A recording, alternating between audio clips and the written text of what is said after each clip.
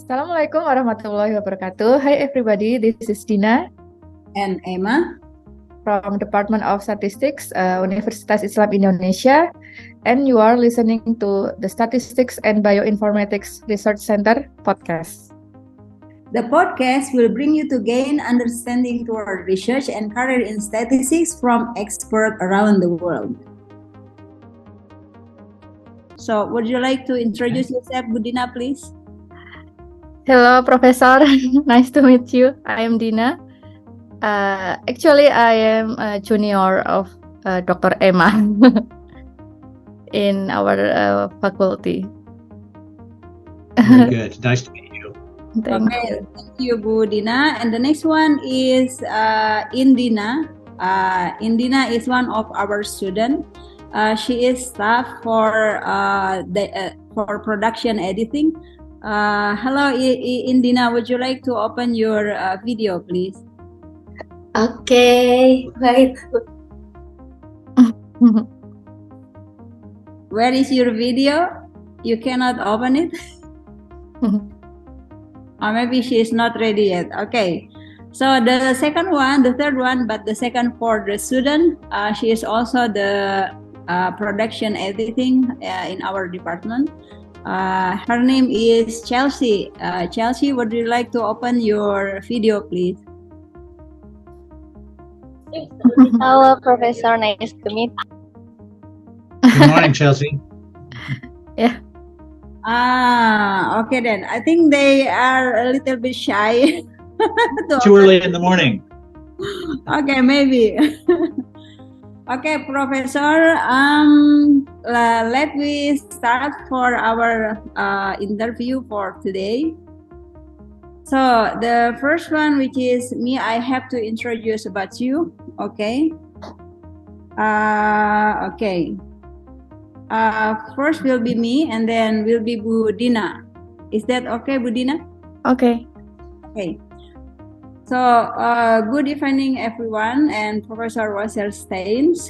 Today we have a guest, which is Professor Ronald Wassestein from the US. He is serving as Executive Director at American Statistical Association. Okay, the American Statistical Association is the world's largest community of statisticians, the Big Ten for statistics. It is the second oldest continuously operating professional association in the US, since it was founded in Boston in 1839. The ASA has supported excellence in the development, application, and dissemination of statistical sciences. Okay.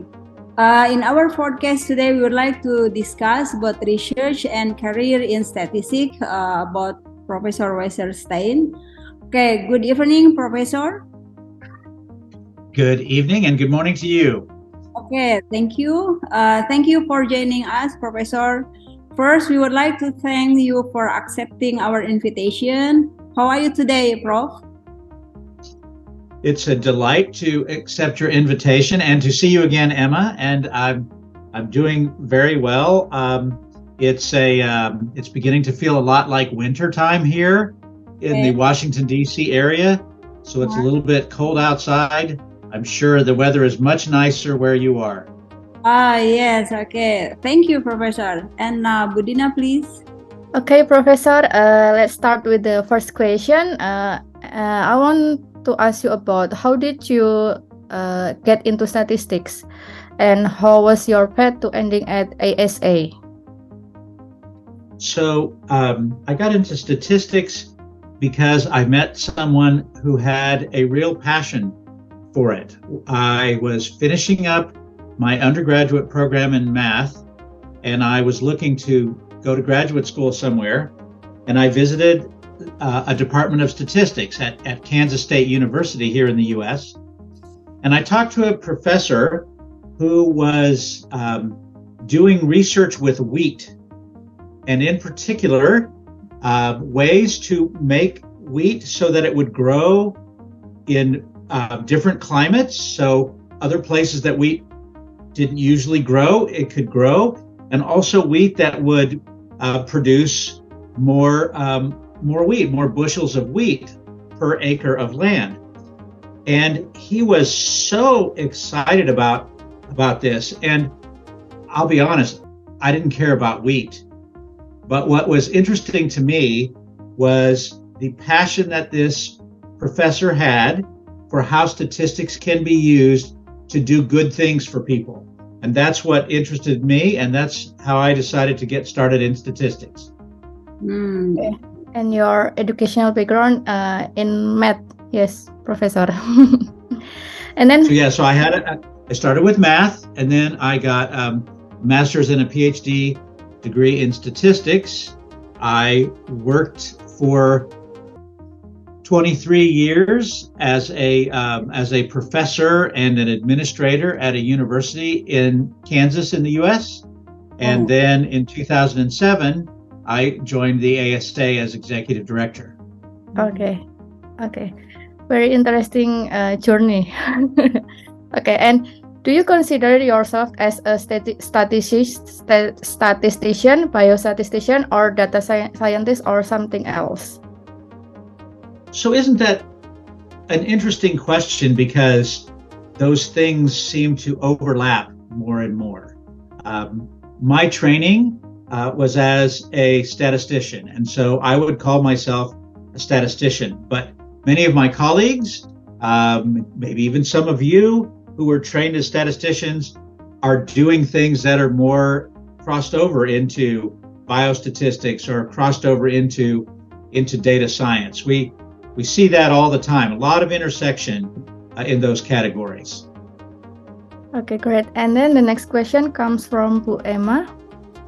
Okay, Professor, what project have you most excited about at the moment? So are you talking about personal research or about the ASA, or what are you asking? Probably both. No problem. Both are okay. All right. So professionally, as an individual researcher, I'm very involved in thinking about statistical inference, and in particular, how p-values are used with thresholds such as p less than 0.05 to make scientific decisions. So the time that I have to devote to research, I spend on writing and talking about p-values and statistical significance. From the professional standpoint at the ASA, well, we have lots of things going on. You've already touched on one of them. What is the role of statistics with data science and artificial intelligence? How do these areas overlap, and where should statisticians and where should professional societies like the ASA position themselves with regards to that? Also of very much interest to me is what meetings are going to be like since COVID came into the world. We used to have meetings and get together, and then for a while during COVID, we had to meet by Zoom, and we weren't meeting together in person. And now we're able to meet together back in person, but many people still feel uncomfortable about that, or feel like they would rather not spend the time and the money to travel to meetings. And so a big interest of mine is, what do we need to make our meetings like so that people want to participate in them? And then I guess I'll say one more thing, which is that the ASA wants to be increasingly diverse, equitable, and inclusive. We want to be sure that we're welcoming of people of many different identities and race and ethnicity and so on. And so we are working very diligently on making changes to how we conduct our business, how we talk about what we do to be more diverse, equitable, and inclusive. So those are the things that have me staying pretty busy right now. Okay. Thank you very much, Professor. Next, Budina. Are you working any non-research data science project you are excited about? So I myself don't really do data science. The contribution that I can make is to support our members of the ASA who are data scientists in various ways by increasing the number of meetings that we have with regards to data science through collaborations with other organizations. We are actively involved in the United States with the accreditation of undergraduate data science programs. This is important as a way to make sure that the training that undergraduate students get in data science in the U.S.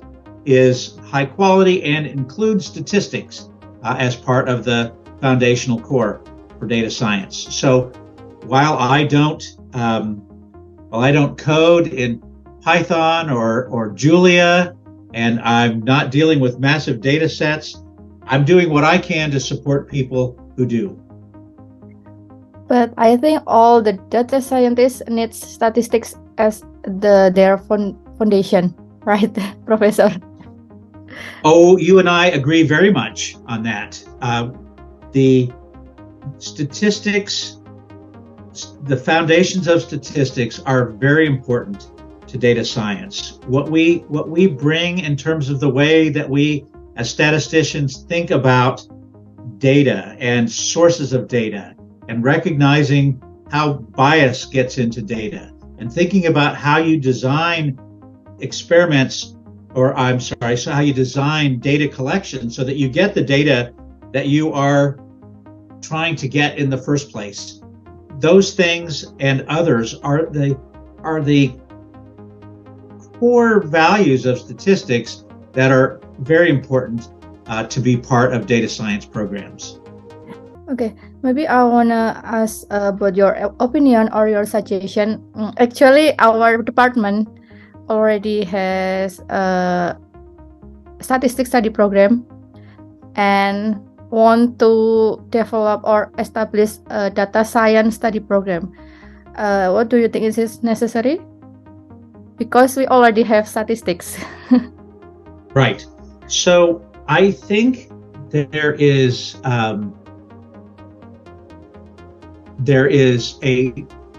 lot of overlap between data science and statistics, but they're not the same thing. And so I think that a data science program has statistics at its core, but it has other things as well. And other people have more expertise at that than I do, but from what I understand, the other things include coding, to be sure, to be able to write programs, but also to think about how you manage large data sets, continuously streaming data, preparing that data so that it can be useful, how you create effective visualizations of that data so that people can understand it. And then there's also this step of being able to understand enough of the scientific domain that you might be working in or the business domain that you might be working in so that you can understand how the data can advance the research or improve the business or whatever. It isn't good enough to just wait for somebody to give you some data and you turn around and hand the data back with some analysis without understanding what the questions are, what the important questions are, and how data can be used to answer those questions. Okay, thank you, Emma. Okay, I think as you already told us that now I think people are getting into data science. Even for non-statistics such as industrial engineering, economics, and psychology, they're also learning about data science. So in your opinion, what do you see as the most exciting way to incorporate this data science into academia? Yeah, that's a hard question, because you're right. People are coming into data science from many points of view, or from many educational experiences. Mm. I think from the statistics standpoint, it's important that we reach out to collaborate with programs that are in engineering, or they're in business, or they're wherever they may be, that are data science programs, that we reach out to collaborate and bring to those programs the fundamentals of statistics that we were just talking about, so that those fundamentals can be part of that program. We can't wait for these departments to say, oh, we need to talk to the statisticians, and wait for them to come talk to us, because we'll just be waiting forever. That just won't happen. We have to take the initiative in those situations like you described, to be able to reach out and talk to people and show why what we do is important. Okay. Thank you very much, Professor. Yeah, Professor, I have done a search about you. You have a cool paper on p-value in 2016 and 2019. In terms of big data, how important p-value actually is? Because as far as what? I'm sorry? the important p-value in big data terms. Because as far as I know, in the context of big data, many people don't pay much attention about p-value. But please correct me if I'm wrong. No, so I think that in many big data situations, the question of interest is not necessarily a statistical inference question. It's could be a question of prediction, for example. So you're right. In data science, in many aspects of data science, things like p-values are not as useful as they are in other areas of application. Okay. Wema? Okay, so what should we do with that one, Professor? Should we enforce the use of p-value, or should we accept that p-value is not used in big data context? So I think the important thing is to match the tools that we have appropriately with the problems that need to be solved. So if p-values are a useful tool because you're trying to do inference, you're trying to determine whether the model that you have collected some data to test whether that model is a good model, whether it might therefore apply beyond just the data that you've collected to the larger population. Mm-hmm. And you have the other conditions that you need to have in order to successfully do statistical inference, then absolutely that's what you should do. But the exciting thing for statistics right now, in my opinion, is that the kind of data that we're dealing with in problems now that data scientists deal with and so on require different solutions than the ones that we currently have. And so we need to take, the foundational principles that we have, the basic underlying theory about likelihood and so on, and apply that in new situations. So to me, it's not so much a matter of should we use something or shouldn't we use something, but what is the problem that we're trying to solve, and do we have tools to solve it already, or do we need to create new tools in order to solve the problem? Okay, Professor. In the ASA website, it is said that you like movies, being watching TV series, and then live theater. Could you share your experience about this, please? Well, thanks. I watch way too many movies because I love movies. I love lots of different kinds of movies. It's something that my wife and I enjoy doing together very much.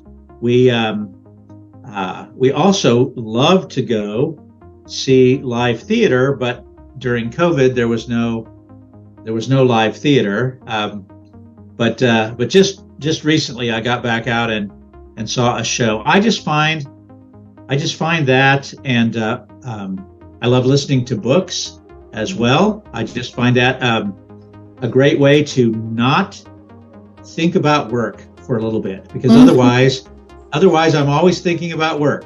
So if I take a little time to watch a silly movie, then for a little while at least I'm not thinking about all those things that I'm working on or other things that are on my mind. Okay, thank you. I have two last questions. The first one is on the list of questions, which is number 9. So this one, I would like you to give us some good advice for academics and for being successful in academia, for student and also for lecturer. Yeah. So off the top of my head, the best advice that I can give is what seems to have worked for me and for other people that I know, and that is to make connections, to go and meet people. If you're a student, to not be shy, to go to conferences, to meet other students, to talk to your professors. That's how I feel like I have made I feel like that's been the best part of my professional life, is interacting with other people. That's how we met, Emma. We were at a conference together a long time ago now. But you live all the way around the world from me, and I would never have met you if we hadn't been at that conference and you had not come up and introduced yourself. And so you didn't have your PhD at that time. I think you were working on it, maybe then, but you came up and you weren't shy. You introduced yourself. I think networking, I think being open to learning from others, to be mentored by others, and also to be a mentor, because if let's say you're a student, well, you look to your professors for some guidance and mentoring, but younger students may also look to you for some guidance and mentoring. So there's always a chance, wherever you are in your career, to connect with other people, to help other people, and to be helped by other people. And when that happens, I think that's as important as, of course, your studies and all the things that you have to do as a student to be successful. Okay, thank you very much. For the last question, Professor, how to differentiate about statistics study program and data science program? How to differentiate between two? So if differentiate, Emma, from the standpoint, if I'm trying to decide whether I want to go to one or the other, or how to tell them apart, what differentiation are you asking about? I mean, if we would like to build a statistics study program and we would like to build a data science program at the same department, how we can differentiate the curriculum, the subject of the course, something like that. Right. So, first of all, of course, what I'm going to say is get trained to be a statistician, and then you can also easily learn to be a data scientist. So So obviously my bias as the executive director of the American Statistical Association is that you ought to focus on the statistics first and then expand to focus on some of those other areas. But if you're in that situation that you described, you're at a university and they have a statistics program and they have a data science program, I think there are at least two questions that you want to try to figure out as somebody who's making that choice. First of all, which one of those things seems to interest you the most? Have you taken some classes in both? Have you talked to some students in both or some professors in both to see what goes on? Don't make the choice because you like the sound of data science better or statistics sounds better to you. What do you think will interest you and be something that you can have a joy in and a passion in? And then I would say, then whichever one of those things you choose, there should be elements of the other one in it. So if you choose a statistics program, but they aren't teaching you anything about data science, I think that's a problem. And if you're in a data science curriculum and they are not teaching you anything about statistics, that's an even bigger problem. Because in that case, I don't think you're really in a data science program at all. You're in something else if they are not teaching you about statistics. So look for things that you care about, ask other people, make sure that in either program they recognize that they are not separate things. It's not data science over here and statistics over there, but they very much interact with each other. Okay. Should we open two study program, Professor? I would say that you should. My advice would be to have a data science program and a statistics program in the same department. They use many of the same resources, and so they share curriculum, they share faculty have expertise that crosses both. I think that separating the two is unnecessary. It creates extra expense. It puts borders between the two things. It forces students to choose between the two things before they have to. If you have statistics and data science both in your department, students can come in together. They can take the basic courses that everybody needs, and then they can decide which direction that they're going to go at that point. So if you're going to start a program in your school in data science, start it in your center. Don't in your department. Don't let it, if you can help it, don't let it get away to computer science or to somewhere else. Okay. It makes us a little bit confused because, in my opinion, we already done the job of data science, like working with massive data and then coding, visualization, something like that. Right. No, that's not uncommon to be confused by that, because there is so much overlap. Okay. But one way to help sort out some of that confusion is to interact beyond the walls of the campus, to invite in people who are doing data science in their business work, for example, or in their research. Maybe you have some former students who are out working and ready to come back and talk to you about what they are doing on their jobs that's different than what they learned when they were in school. We always find that interesting to see when students are out a little bit and then they come back. I was just at a meeting, in fact, where where that very thing happened, where they had a panel of students who'd been out anywhere from 5 to 15 years, graduated from this department. And the students talked about both the things that they learned in the statistics department. All these were data science students, by the way. I'm sorry. Yeah. They all identified themselves as data scientists, even though they graduated from this statistics department. And they talked about what they learned in the statistics department that was valuable to them, and what they wish they had learned in the statistics department that wasn't covered. That is part of what it means to be a data scientist. So I think there are differences, but the world I would love to live in is a world where we focused more on what the needs of people are, and not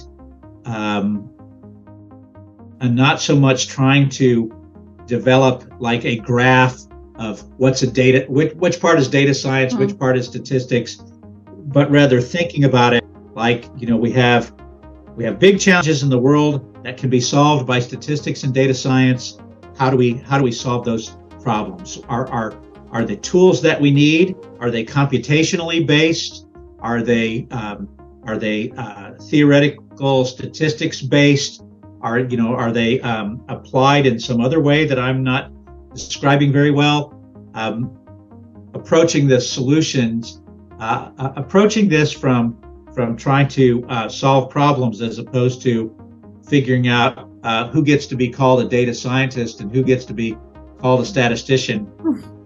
It seems better to me than worrying about that. Yeah. Okay. Budina, do you have anything to say to Professor Wassestein? Okay. I would like to say thank you very much to the Professor Wassestein. It is an honor for us to invite you, and thank you very much for the great talk and valuable knowledge. And I hope we can connect.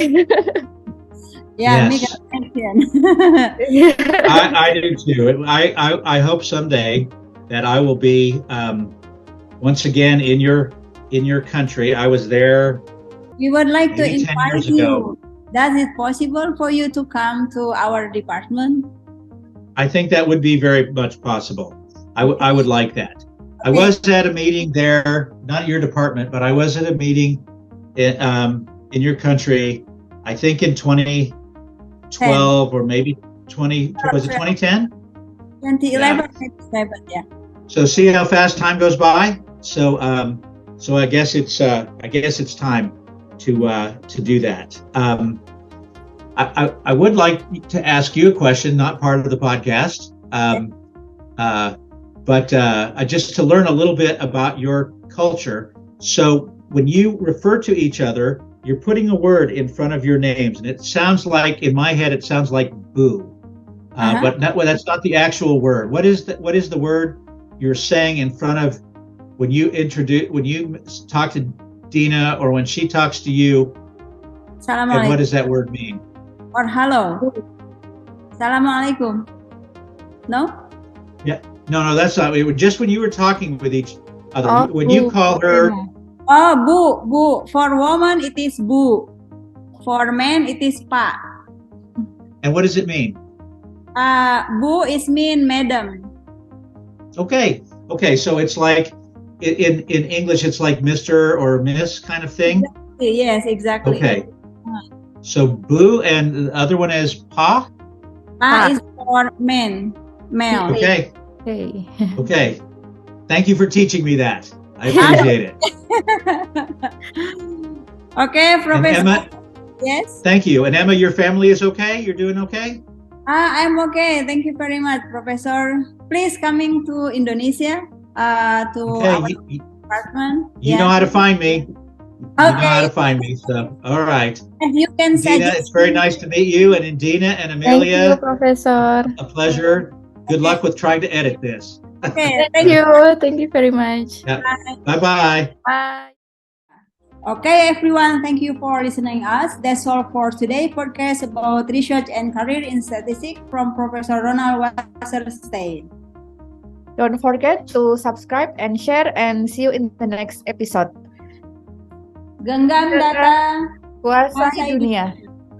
Assalamualaikum Warahmatullahi wabarakatuh. Bye. Bye.